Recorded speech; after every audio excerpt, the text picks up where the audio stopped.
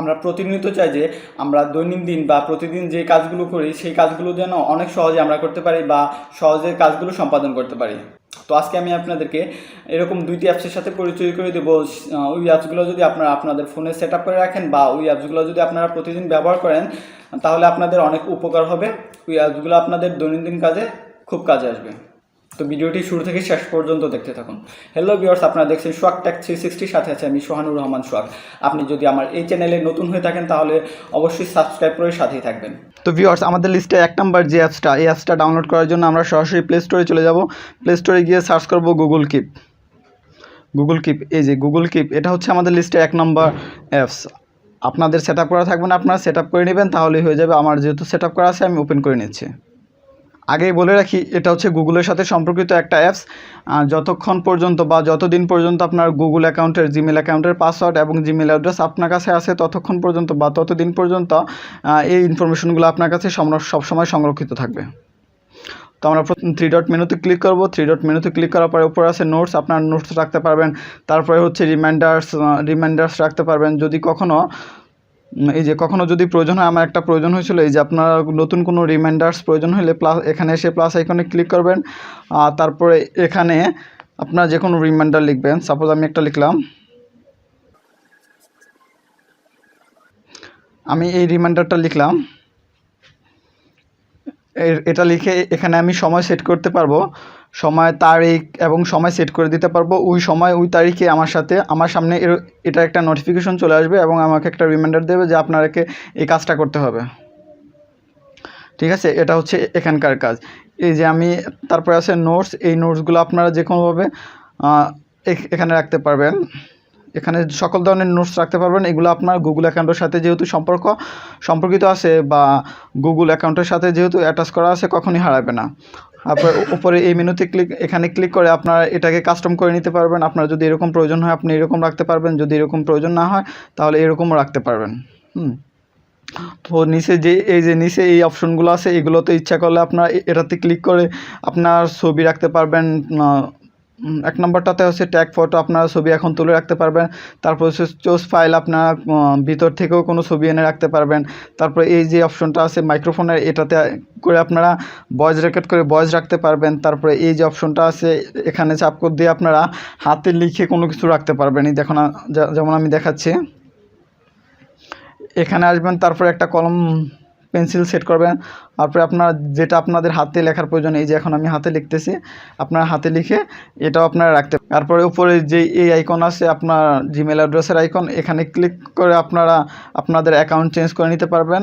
আপনার যে অ্যাকাউন্টে প্রয়োজন বা যে অ্যাকাউন্টে আপনারা রাখলে ভালো হবে সেই অ্যাকাউন্টে রাখবেন, বা আপনার প্রয়োজনে আপনি গুগল অ্যাকাউন্ট চেঞ্জ করে নিতে পারবেন।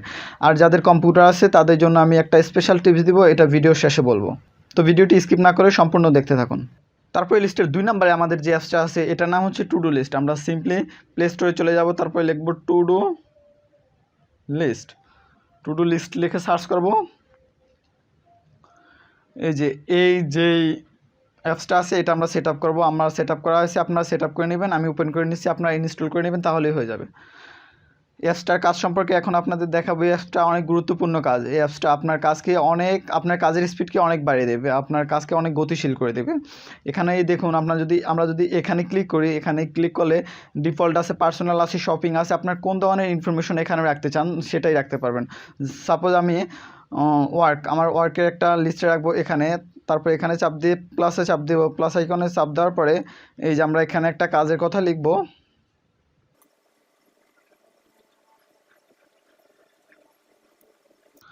আমি এটা লেখার পরে টিক চিহ্নতে চাপ দিলাম। এই যে এখন আমার সামনে, আমি যখন অ্যাপস ওপেন করব আমার সামনে এটা চলে আসবে যে আমাকে বাজার থেকে একটি মাইক্রোফোন কিনতে হবে। তো এটার জন্য আমাকে বাজারে যেতে হবে। তারপরে আপনি বাজারে গিয়ে যখন মাইক্রোফোন কিনে চলে আসবেন, তারপরে আপনি এটাতে টিক চিহ্ন দিয়ে দেবেন।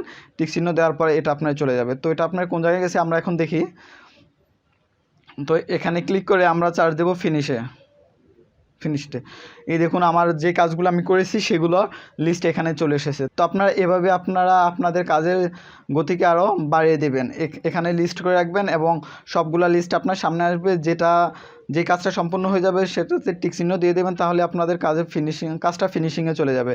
আর আপনি যদি এখানে নোট করে রাখেন যে আমার কোন কোন কাজটা করতে হবে, সবগুলো লিস্ট যদি এখানে থাকে, তাহলে আপনার মাথায় একটা চাপ থাকবে বা কাজ করার ইচ্ছা থাকবে যে আমার সামনে এখনও এতগুলো কাজ আছে, আমার সবগুলো কাজ সম্পূর্ণ করতে হবে। এতে করে হবে কি, আপনার কাজ করার স্পিড বেড়ে যাবে, আপনি কাজ করবেন এবং যেটা কাজ করবেন সেটাতে টিক চিহ্ন দিয়ে দেবেন, সেটা আপনার এই ফিনিশডে চলে যাবে। তারপরে আপনি যদি ফিনিশডে গিয়ে আপনার কাজের লিস্টগুলো দেখেন, তাহলে আপনার মনোবল বেড়ে যাবে যে আমি এতগুলো কাজ সম্পূর্ণ করেছি। এতে করে আপনার আরও কাজ করার মনোবল বেড়ে যাবে। তো আশা করি বুঝতে পেরেছেন। ভিউয়ার্স, এখন চলে আসলাম আমরা কম্পিউটার স্ক্রিনে আপনাদেরকে সেই স্পেশাল টিপসটা দেওয়ার জন্য। যাদের কম্পিউটার বা ল্যাপটপ আছে তাদের জন্য এই টিপসটা খুবই কাজে আসবে। সিম্পলি আপনারা আপনাদের ল্যাপটপ বা কম্পিউটারে চলে যাবেন গুগল ক্রোমে। আমি চলে আসলাম গুগল ক্রোমে। এখানে সার্চ বক্সে গিয়ে সার্চ করবেন গুগল কিপ। গুগল কিপ লিখে আপনারা সার্চ করলে আপনাদের মোবাইলে যে অ্যাপসটা সেট আপ করেছেন, যে অ্যাপসের মধ্যে তথ্য রেখেছেন, সেই তথ্যগুলো এখানে চলে আসবে। আমরা তারপর এখানে ক্লিক করব। এখানে ক্লিক করার পরেই দেখুন আমি মোবাইলে গুগল কিপসের মধ্যে যে তথ্যগুলো রেখেছি সবগুলো এখানে চলে এসেছে। আপনারা চাইলে আপনাদের মোবাইলের যে অ্যাকাউন্টে তথ্য রেখেছেন এখানে ক্লিক করে সেই অ্যাকাউন্ট চেঞ্জ করে এই অ্যাকাউন্ট চেঞ্জ করে ওই অ্যাকাউন্টে প্রবেশ করে ওই অ্যাকাউন্ট থেকে তথ্যগুলো নিতে পারবেন। তো এটা আপনার কখন কাজে লাগবে জানেন? যখন আপনি মোবাইল থেকে কোনো তথ্য বা কোনো নোটস কম্পিউটারে আনতে চান, সেক্ষেত্রে আপনার এই টিপসটা খুবই কাজে আসবে। আপনি মোবাইলে তথ্যগুলো রাখলেন, তারপরে কম্পিউটার থেকে এখানে গিয়ে এই গুগল কিপসে গিয়ে তারপর এখান থেকে তথ্যগুলো এই কম্পিউটার থেকে তথ্যগুলো কপি করে আপনি যেকোনো কাজে ব্যবহার করতে পারবেন। আশা করি বিষয়টা বুঝতে পেরেছেন। তো আজকে এই ভিডিওটি যদি আপনার ভালো লেগে থাকে, অবশ্যই ভিডিওতে লাইক, কমেন্ট, শেয়ার করবেন এবং সাবস্ক্রাইব করে সাথেই থাকবেন। দেখা হচ্ছে পরবর্তী ভিডিওতে। ততক্ষণ পর্যন্ত সবাই ভালো থাকবেন। আসসালামু আলাইকুম।